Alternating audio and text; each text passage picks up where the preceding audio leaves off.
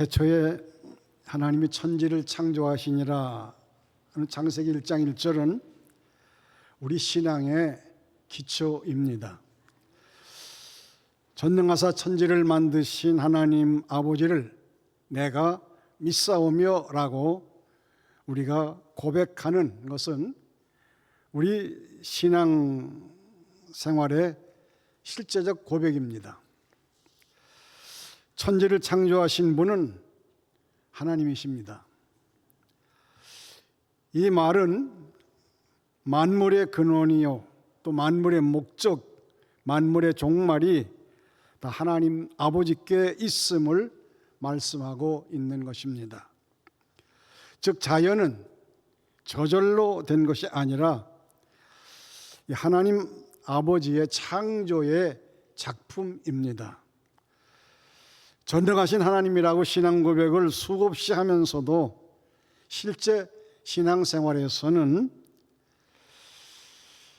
믿지 않고 있음을 한번 생각해 보신 적이 있으십니까?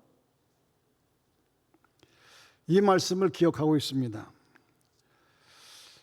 이 마태복음 오늘 말씀 가서 보면은 예수님께서 제자들과 함께 배를 타고 가시는 장면이 나옵니다.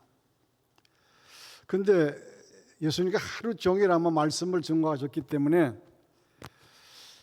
피곤하셨던 것 같아요. 예수님은 배 한켠에서 고이 잠이 들어 계셨습니다. 이때 뜻하지 아니하게 큰 광풍이 일어납니다. 이때 제자들은 당황해서 깊이 곤히 잠드신 예수님을 깨웁니다. 상황을 보니까 정말로 그냥 큰 풍랑이 일어나서 배가 이제 침몰할 수 있을 직전이 있기 때문에 어부들로 배를 타고 그 바다에서 어부를 잡았던 이 제자들도 어찌할 바를 모르고 주님을 깨웁니다. 주님을 깨워서 보니까 예수님께서 상황을 보니까 정말로 풍랑이 대단했지 않습니까? 이때 예수님께서 일어나셔서 잠잠하라 고요하라 하시니까 바람이 그치고 아주 잔잔해졌다라고 하는 장면이 나옵니다. 그때 예수님께서 제자들에게 말씀하십니다. 어찌하여 무서워하느냐 믿음이 작은 자들아. 여기에 포인트가 있는 것입니다. 제자들은 예수님을 따라다니면서도 믿음이 없었습니다. 마가복음에서도 말합니다. 너희가 어찌하여 믿음이 없느냐. 제자들에게 말씀하셨죠. 이와 반대되는 장면이 나옵니다. 마태복음 15장에 가서 보면은 여러분들 잘 알고 있는 가나안 여인의 믿음이 나옵니다. 가나안 여인은 자기 딸이 귀신 들려서 사람 구실을 하지 못하고 있었습니다. 근데 아마도 소문을 들었던 것 같아요. 예수는 귀신도 내쫓고 각종 병을 다 고치신다고 하는 이 말을 가나안 여인이 아마 들었을 거예요. 그래서 예수님이 지나간다고 하는 그 소식을 듣고 달려와서 예수님 앞에 내 딸을 고쳐달라고 합니다. 근데 예수님께서는 예수님답지 않은 말씀을 하셨습니다. 자녀의 떡을 개들에게 던짐이 마땅치 아니하니라고 말씀을 하십니다. 그 배경은 잘 모르겠어요. 예수님께서 정말로 인자하시고 자비하시고 사랑의 예수님이었었는데 이 가나안 여인에게는 이렇게 정말로 아주 인간 이하의 말씀을 하셨습니다. 그런데 이 여인은 그 말에 조금도 당황하지 아니하고 말하죠. 올소이다. 개들도 주인의 상에서 떨어지는 부스러기를 먹나이다 라고 말합니다. 보통 상식선에서는 아마도 이 말 나오지 않을 거예요. 그런데 이 여인은 예수의 어떤 무시라든지 그 제자들이 어떤 형편에 욕을 하고 물리치고 무시하는 거 관계없이 그는 오직 한 가지 소원입니다. 내 딸이 귀신에서 벗어나는 것이 아마 그의 가장 큰 소원이었을 것입니다. 그래서 그는 자녀들의 떡 개들에게 줄 수 없다고 그랬잖아요. 그 개 취급을 당한 거죠. 그런데 이 여인은 맞다 말했습니다. 자기는 개다 말이에요. 그렇죠? 그런데 그 말씀을 들으신 예수님 태도가 완전히 바뀌지요. 여자여, 내 믿음이 크도다. 내 소원대로 되리라 하시니 그때부터 그 딸이 그 귀신에서 노임을 받습니다. 즉 다시 말하면 믿음이 크면 소원대로 되는 것입니다. 여러분 소원 많잖아요. 그런데 그 소원만큼에 대한 믿음이 여러분들 실제로 있으십니까? 한번 좀 심각하게 생각해 보셔야 돼요. 그냥 우리는 종교적 심리에서 지금까지 수년 동안을 그저 교회에 왔다 갔다 했습니다. 소원도 많이 있지요. 기도도 많이 있지요. 그런데 그 큰 믿음, 즉 내가 소원한 그 소원을 주님께서 응답하시고 이루어 주실 수 있느냐라고 하는 것을 생각해 보셨습니까? 그냥 아쉬우니까 주여 이거 저거 해 주십시오라고만 하는 그런 믿음 속에서는 그 기도는 응답도 없고 그 기도 속에는 기적도 없습니다. 여기서 아주 대조적인 믿음이 나오죠.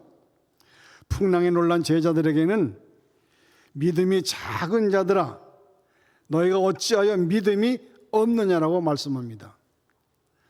제자들은 예수님을 따라다녔습니다. 같이 있었습니다. 그런데도 이 제자들에게는 믿음이 없는 자라고 말했습니다. 처음 찾아와서 개 취급을 당하는 가난한 여인은 내 믿음이 크도다. 내 소원대로 될지어다. 여러분 이 말씀 수없이 들었을 거예요.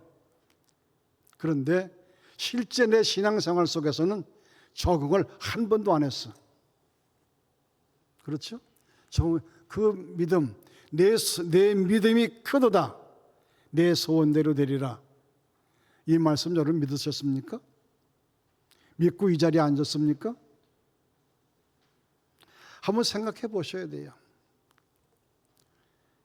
그냥 예수님이 그렇게 하셨거니 설교자인 목사가 그렇게 하겠거니 하고 수없이 들었던 말씀인데 그럼 내 소원이 있었어. 내 소원을 가지고 예수님 앞에 예수님의 이름으로 하나님 아버지 앞에 기도했어. 이루어졌던가요? 기도는 수없이 했어. 형식이든 진실이든 간에 이것저것 다 소원대로 구하면서 기도했을 거예요. 이루어졌습니까? 몇 가지나 이루어졌습니까? 어떤 소원이 있을 때 내가 기도의 제목을 놓고 기도했을 때 그냥 순서에 따라서 형식적인 기도가 아니라 주님, 제가 이 소원이 있는데 이 소원을 지금 주님 앞에 아뢰입니다. 할 때 예수님께서 내 소원대로 되리라. 왜? 내 믿음이 크다. 이렇게 인정을 받아야 되잖아요. 평생을 따라다니고 평생을 기도하고 있으면서도 한 번도 기도에 응답도 못 받고 기적도 못 일으켰다고 하면, 체험하지 못했다고 하면 내 신앙에 큰 문제가 있는 거예요. 점검하셔야 됩니다. 이제 연말이 다가옵니다. 내가 지난 1년 동안 무엇을 했으며 무엇을 이루었으며 어떻게 했는가? 교회에 대해서 신앙생활에서는 내가 1년 동안에 어떠한 것을 했는가? 라고 하는 것을 한 번쯤 계산해 보아야 되죠. 그냥 그날이 그날 그렇게 지냈다고 하면 이제 마지막 한 달 남았습니다. 이 한 달만이라도 그냥 헛되게 보내지 말고, 항상 송구병신들은 제가 말씀드렸잖아요. 그냥 1년 마지막 날이니까 송구병신 예배 드린다라고 해서 교회에서 시끌벅적하면서 예배 드렸어. 그러면 지난 한 해 내 일생에 남은 과연 업적은 무엇이냐 그 말입니다. 뭔가 하나 뚫어지게 점 하나 찍어 놔야 되잖아요.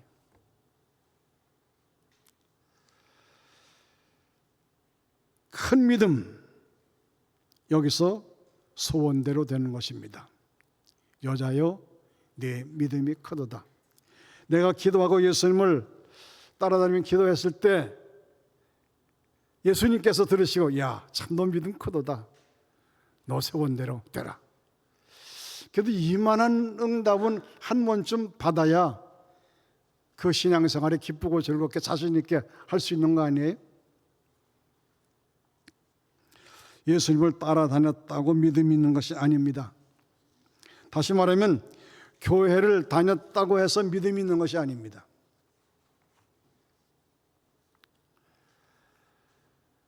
이 사람은 소문에 듣고 예수님 찾아온 그 순간이에요. 그렇잖아요? 그 순간이야. 우리 수년 동안 교회를 들락날락했어도 믿음의 성장이 없어. 그래서 아마 예수님께서 이런 말씀하신 거예요.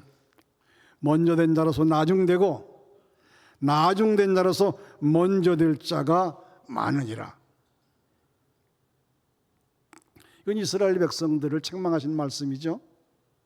그 말씀은 당시에 예수님이 이스라엘 백성들에게만 하신 말씀이 아니라 오늘 나에게도 하시는 말씀입니다. 너 먼저 교회 다녔잖아.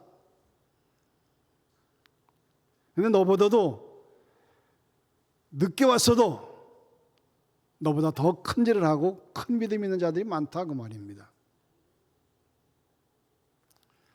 교회 다녔다고 믿음이 있는 것만은 아닙니다. 이스라엘 백성은 먼저 선택을 받았습니다.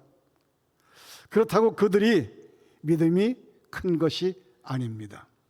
오히려 이방인들이 나중에 구원받았지만은 그들의 믿음이 더 컸던 것을 알고 더 큰 일을 해낸 것을 여러분들이 기억하고 계시지 않습니까? 오늘 본 말씀 요한복음 4장에 나오는 말씀은 그 당시 왕의 신하의 이야기입니다. 왕의 신하는 아마도 요즘 말하면 대통령 측근이겠죠. 옛날에 왕의 신하 그러면은 신하라고 했으면은 아마도 그 권세가 있는 사람이었을 거예요. 그 이방인입니다.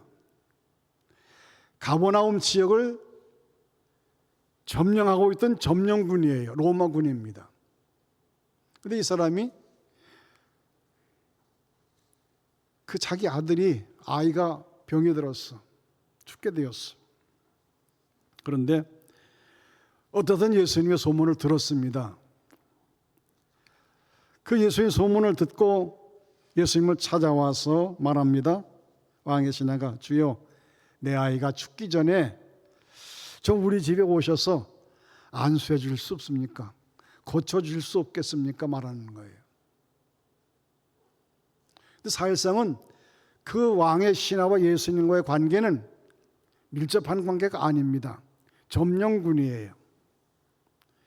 때만 있으면 예수님을 잡아갈 수 있는 그런 지위에 있는 사람입니다. 그런데 자기 아이가 병에 들었어. 소문을 들었어. 예수님은 죽은 자도 살리시고 귀신도 내쫓고 각종 병자를 고친다고 하는 말을 들었어.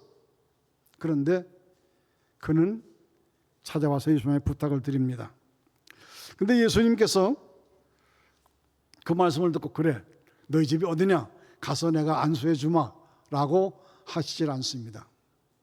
그냥 그 말을 듣더니 가라. 내 아들이 살았다.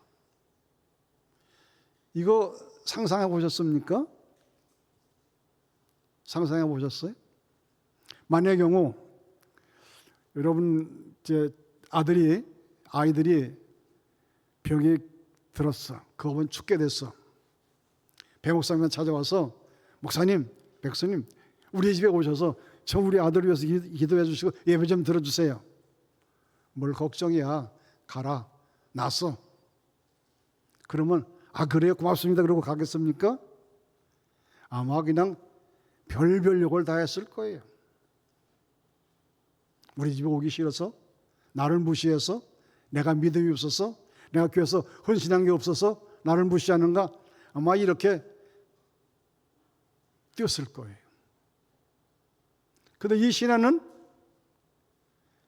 자기 아들을 본 것도 아니야. 자기 집 근처에 온 것도 아니야. 가라. 내 아들이 나았다.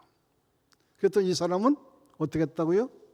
그 말씀을 믿고 가더니, 따라서 말씀을 믿고 가더니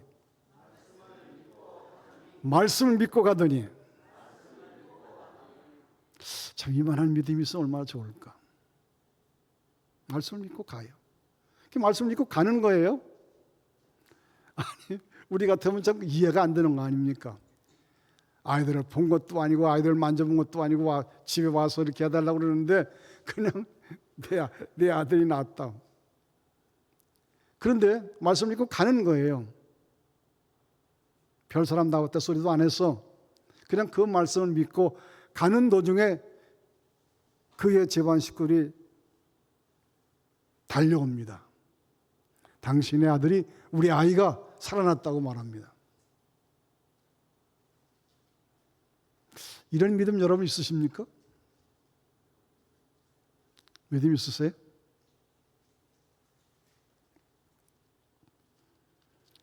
정말 부러운 믿음입니다.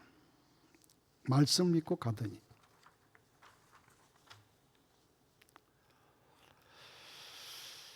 이제 우리는 예수의 말씀 참 많이 들었잖아요. 시브리서 11장 오늘 말씀 나와 있는데, 믿음은 선진들, 즉 다시 말하면 과거에 우리 앞에 살았던 옛날 우리 그들 조상들, 그 선진들이 이로써 증거를 얻었나니라고 나왔습니다. 그럼 여러분들은 30년, 40년, 일생 동안 모태로부터 지금까지 믿는 분들 많이 계실 거예요. 그런데 무슨 증거를 얻으셨습니까? 받은 증거 많다 그러죠. 받은 증거 많다 그래요. 여러분, 받은 증거 많아. 받은 증거 내놔봐요.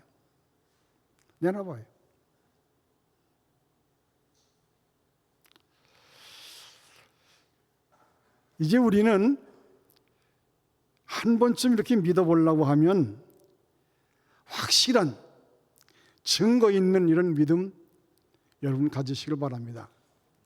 그냥 예배 시간에 목사가 폼으로 듣기 좋게 설교하는 그 설교의 내용으로 끝나지 말고, 진실로 저 말씀은 살아있는 말씀이다.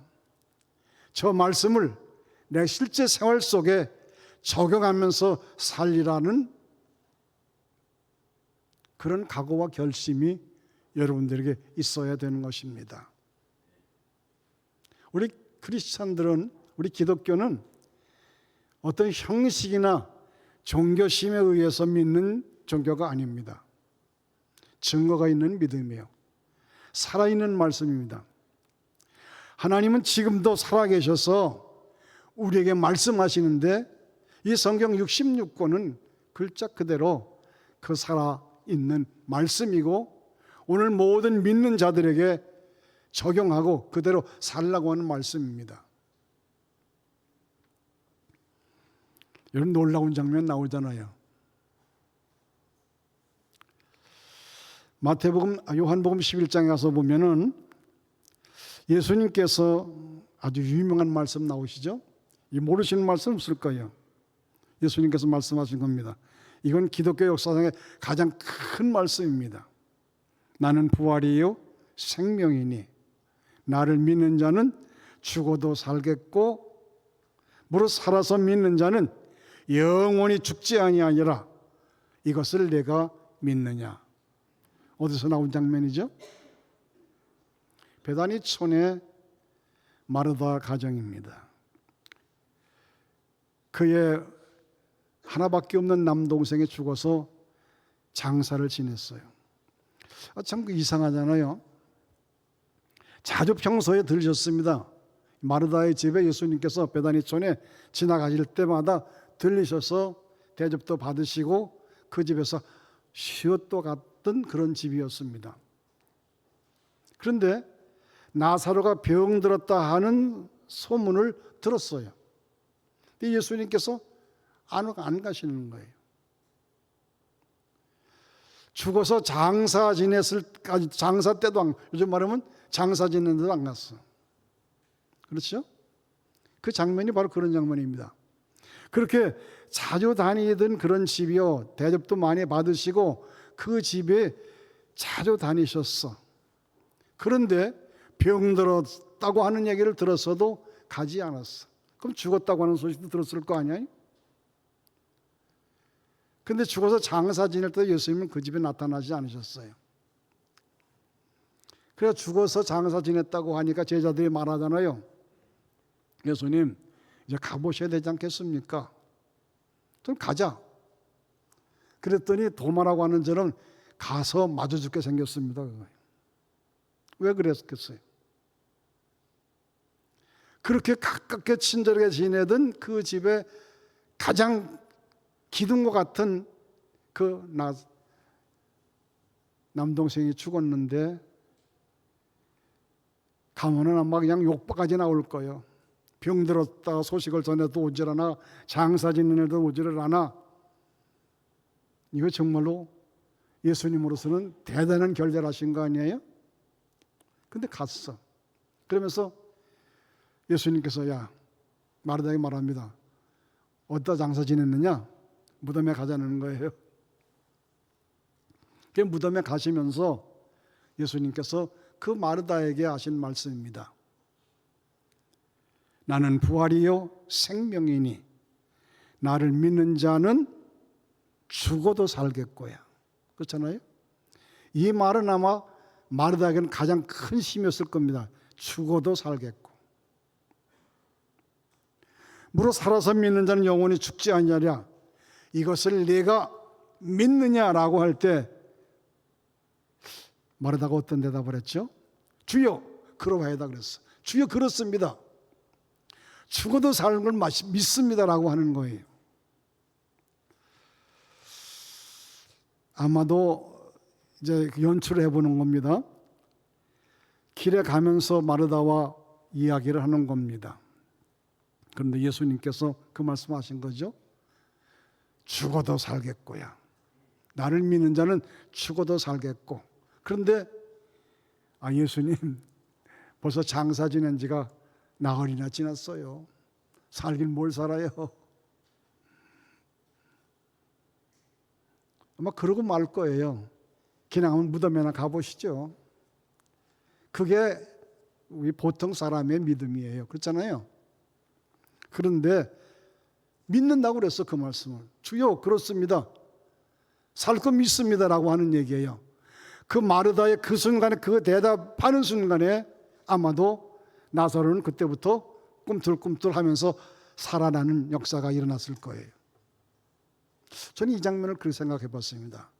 그 말씀이 떨어지는 순간에 나사로는 무덤에서 썩어가고 있었지만은 그 시간부터 살아나는 일이 시작됐을 것입니다.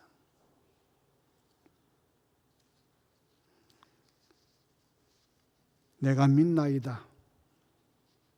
그 고백은 나사로를 무덤에서 살아나게 하는 믿음이었습니다. 지금 마르다 이 신앙 고백은 자기 남동생을 죽음에서 썩은 무덤에서 하는 그 남동생을 일으켜내는, 살려내는 그 믿음의 역사가 있었던 것입니다. 정말로 이런 믿음이 있어야 되지 않겠어요? 거기서 그냥 맞추려고 합니다. 그 다음에 여러분들 달리다꿈이라는 말 잘 아시죠? 뭐 복음상가도 부르고 얘기 찬양단 이름도 지었고 이 달리다꿈이라는 건 다 알고 있어요. 그런데 달리다꿈의 믿음이 과연 우리에게 있느냐라고 하는 것입니다. 그 말의 뜻은, 그 사건은 그러죠. 달리다꿈, 성경 그대로 말합니다. 내가 네게 말하노니 소녀야 일어나라예요. 즉 이 기적은 마가복음 5장에서 나오는 말씀인데 회당장 야이로의 딸이 죽은 사건입니다. 회당장이에요.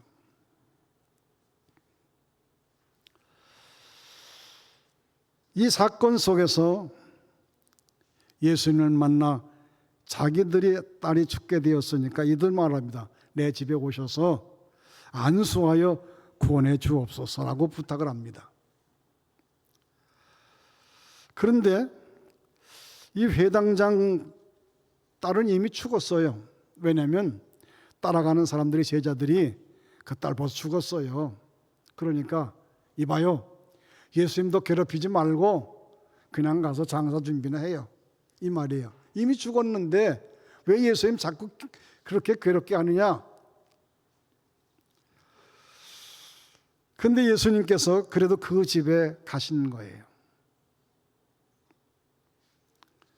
그리고 세당자에 말합니다. 두려워하지 말고 뭐라고? 믿기만 하라. 두려워하지 말고 믿기만 하라.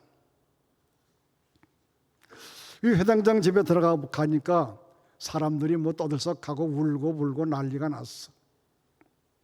그런데 예수님께서 말합니다. 너희들이 어찌하여 이렇게 시끄럽게 떠들며 울고 있느냐? 이 아이가 죽은 것이 아니고 잔다. 죽었다고 붙잡고 막 대성통곡을 하고 있고 떠들어대고 막 난리를 법석인데 예수님께서는 야, 무슨 소리야? 왜 떠들어? 왜 울어? 그 아이가 지금 자고 있어. 보는 관점이 다르잖아요. 우리 인간의 관점과 예수님이 보는 관점이 이렇게 엄청나게 다릅니다. 그랬더니 모든 사람이 어떻게 했다고요?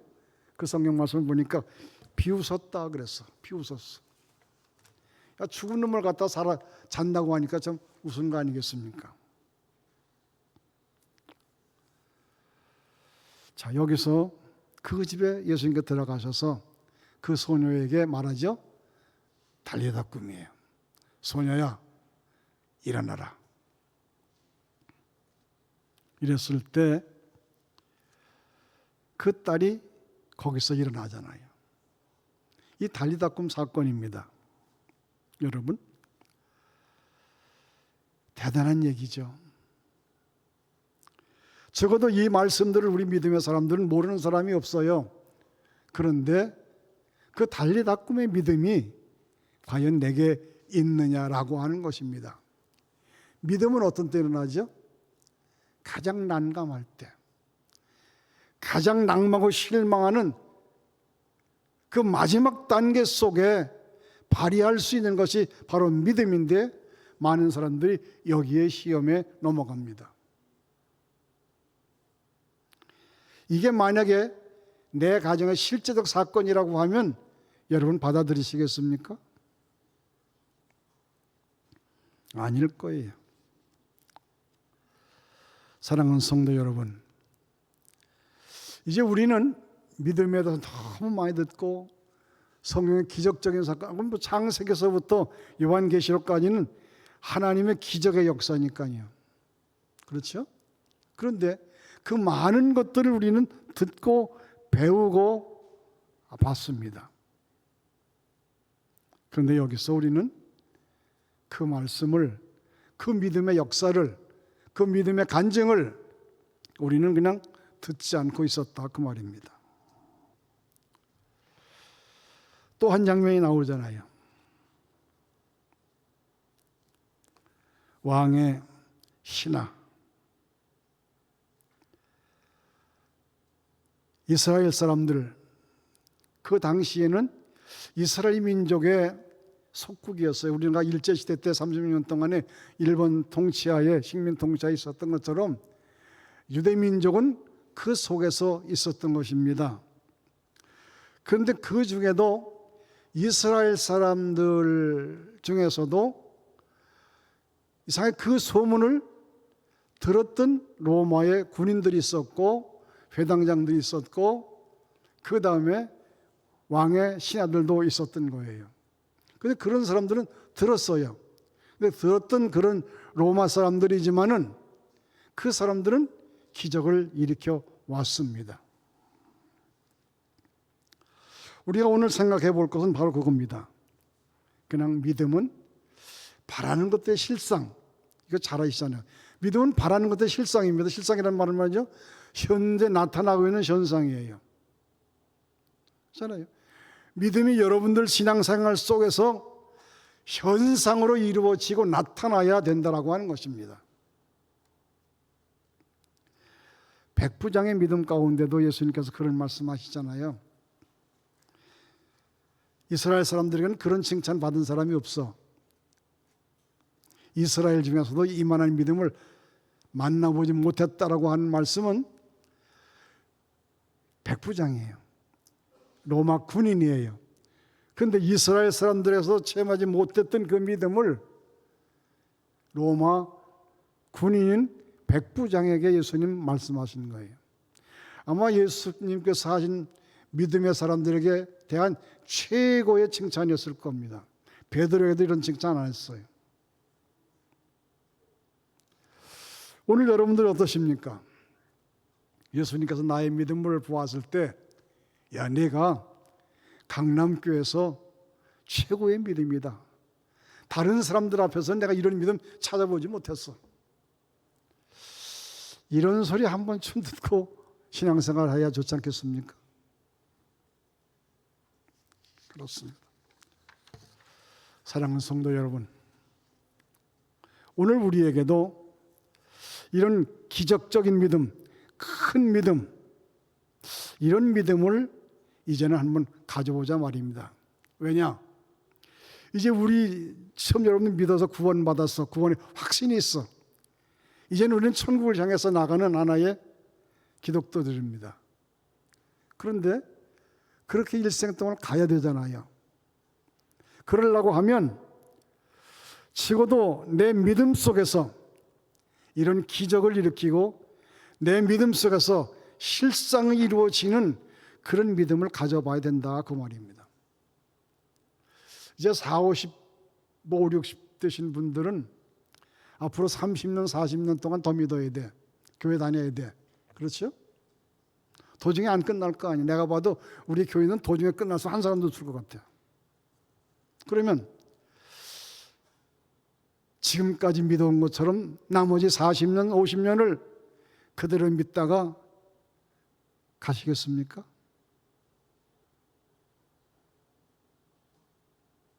실질적인 얘기하는 거예요.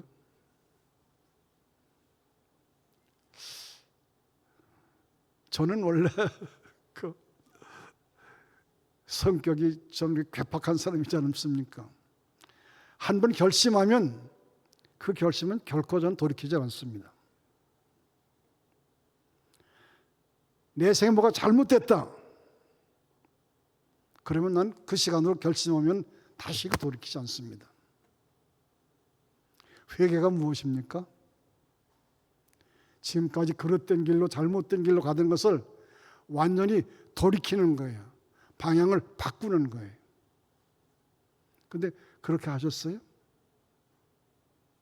예수 믿고 여러분들 달라진 거 뭐 있습니까? 주일마다 교회 나오는 거? 이거 가지고는 안 돼. 이거 가지고는 안 돼. 어떤 분은 20년 동안 교회 나와서도요, 담배 하나를 못 끊더라고요. 그래서 저 사내 새끼가 저거 참 보기도 싫어. 아니 그거 나쁘고 건강에 나쁘고 교회에서도 안 된다고 하고 그러는데도 그거 하나도 못 끊으면서 그래도 교회는 쭈글쭈글 나와. 응? 담배 못 먹어서 죽었다는 사람 한 사람도 없어. 먹고 죽었다는 사람 많아도. 그렇잖아요. 그런데도 그걸 빨아대고 있어. 여기 가끔씩 와서 있는데 얼마나 초라한지 몰라요.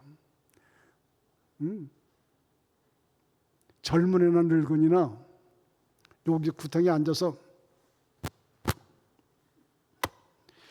참 꼴불근이더라고요. 저는 그게 그렇게 거슬리는지 몰라요.